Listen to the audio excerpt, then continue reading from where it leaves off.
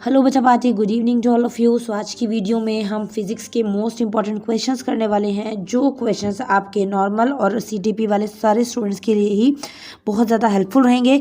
जैसे कि आप सब लोगों को पता है कि 70 मार्क्स का आपका एग्जाम होगा। 30 मार्क्स में से आपके जो है असेसमेंट और प्रैक्टिकल के मार्क्स रहते हैं, ठीक है। तो अब यहाँ पर हम देख लेते हैं, टोटल आपको 35 क्वेश्चन यहाँ पर देखने के लिए मिलेंगे। तो कुछ इंपॉर्टेंट क्वेश्चन आंसर्स के साथ करेंगे। बाकी आप एक बार नज़र मार लीजिए कि कौन से क्वेश्चन यहाँ पर इंपॉर्टेंट हैं जो आपसे पूछे जा सकते हैं। ओके, थोड़े क्वेश्चंस का मैं ट्राई करूंगी कि आप लोगों को आंसर देने का, बाकी आपको एक आइडिया लगेगा कि इनमें से काफ़ी क्वेश्चंस के कॉन्सेप्ट आपको फाइनल एग्जाम्स में देखने के लिए मिलेंगे। ओके, सो टेंशन नहीं लेनी है, सिर्फ बेसिक्स जो हैं वो अपने स्ट्रॉन्ग करिए, फॉर्मूला सेक्शन जो है वो अपना स्ट्रॉन्ग करिए, आराम से पेपर हो जाएगा। ओके, चलिए फर्स्ट क्वेश्चन आपका यहाँ आ जाता है, दो आवेशित कणों के बीच की दूरी 1/4 करने पर उनके बीच का बल हो जाता है। When the distance between two charge particles is made 1/4 the force between them. Force जो है उसका 16 टाइम्स हो जाता है, जिसका आंसर 16 गुना हो जाएगा। ओके, आगे जो है रिलेशन बताना है आपको, magnitude of electric force in air and water, ठीक है, between the electron and proton. तो इसका आंसर जो है वो आप लोगों का हो जाएगा 10, ठीक है, डाइलेक्ट्रिक कांस्टेंट। ओके, के निम्नलिखित में से किस संबंध को धारा घनत्व कहा जाता है? करंट डेंसिटी जो है वो किसको बोला जाता है? तो आपको थोड़ा सा ये स्ट्रॉन्ग करना पड़ेगा। Okay, A will be the correct answer. उसके बाद गलती से एक विद्युत परिपथ में एक वोल्ट मीटर को एक प्रतिरोध के साथ श्रेणी क्रम में और एक एमीमीटर को पाशर क्रम में जोड़ दिया जाता है, तो यंत्र का क्या होगा? अगर इंग्लिश में हम बात करें, by mistake voltmeter is connected in series and an ammeter is connected in parallel with the resistance in an electric circuit, what will happen to the instrument? तो क्या होगा? अगर आप थोड़ा सा ध्यान दें तो इसमें कोई भी खराबी नहीं आएगी, ठीक है, नॉन इज डैमेज, तो ये आपका आंसर हो जाएगा। What is the relative magnetic permeability of substance whose magnetic susceptibility जो है वो -1 है? अगर तो क्या रहेगा इसका आंसर? 0 इसका करेक्ट आंसर हो जाएगा, सी। ओके, आगे, a circuit has resistance of 12 ohm and an impedance जो है वो 15 ओम है। जो पावर फैक्टर जो है सर्किट का वो क्या हो जाएगा? 0.8 इसका आंसर सही हो जाएगा, means 0.8 option A. Okay, answer के आप टाइप्स देख लीजिए, क्वेश्चंस के आप टाइप देख लीजिए कि आपको किस किस टाइप के क्वेश्चंस जो है वो देखने के लिए मिल सकते हैं। ओके बच्चा, ठीक है। आगे, what is the value of speed X-ray in vacuum? तो इसका आंसर जो है वो सी हो जाएगा, मतलब ऑप्शन नंबर बी, ठीक है। जर्मेनियम को एन प्रकार का अर्धचालक बनाने में कौन सा मिश्रित उपयुक्त नहीं हो सकता? सो यहाँ पर इसका आंसर जो है ये हो जाएगा, ठीक है। आगे, which dopant can not be use to make germanium as N type, ये हो गया है हमारा। उसके बाद आगे हम चलें तो type basin in the given circuit is, तो अगर आपकी थोड़ा सा ध्यान से देखें, फॉरवर्ड बेसिंग जो है वो इसमें हो रही है, ठीक है।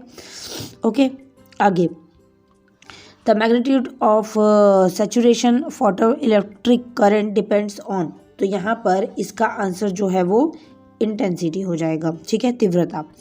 आगे 11th question, if H is Planck's constant the momentum of a photon of wavelength 0.018 degrees is, तो इसका आंसर आप लोगों का 10⁻12 h हो जाएगा, ठीक है, इस तरीके से। तो ये आपको कुछ क्वेश्चंस देख लेने हैं, इनके टाइप देख लेने हैं, ठीक है। जैसे 12th क्वेश्चन जो है, किसी नाभिक का आयतन जो है वो समानुपाती होता है, किसके पैरेलल होता है? ये मास नंबर के, ठीक है। This one is the answer, परमाणु द्रव्यमान। ओके, आगे, which of the following statement is not true for nuclear forces? कौन सी जो वो है वो ट्रू नहीं है? तो इसका आंसर जो है वो डी हो जाएगा। मैं पूरा नहीं पढ़ रही हूँ बिकॉज बहुत लंबी वीडियो हो जाएगी। 14 के अंदर अगर आप देखें क्वेश्चन को, आप पढ़ लीजिएगा, यहाँ से इसका आंसर जो है वो सी हो जाएगा, ठीक है। ओके, आगे अगर हम चलें तो ये आपका कथन और कारक आ जाते हैं। इसके अंदर मैंने आप लोगों को ट्रिक बताई रखी है। आपको फर्स्ट स्टेटमेंट के बाद आपको क्योंकि वर्ड लगा के देख लेना है कि कोई सेंस बन रहा है कि नहीं। अगर क्योंकि बना के सेंस बन रहा है, सो दिस मीन कि फर्स्ट सेकंड की सही स्टेटमेंट है। इस तरीके से आपको करना है। ओके, ये देखिए, ठीक है ना। ओके, अब आगे अगर हम चलते हैं तो ये देखिए, फिर ये सेक्शन बी आ जाता है। डिस्प्लेसमेंट करंट बताना है आपको, किसे कहते हैं? Displacement current is due to changing electric field, ठीक है। फिर उसके आपको आगे से इसके फॉर्मूलाज वगैरह, न्यूमेरिकल जो चीज़ें आपको पता है ना, वो आपको लिख देनी है। 2 मार्क्स में आपके इस टाइप के क्वेश्चन आएंगे, आप इनका स्क्रीनशॉट खींच सकते हैं या देख सकते हैं। आगे अगर हम चलें तो 22, 23, 24 क्वेश्चन के टाइप आप देख सकते हैं।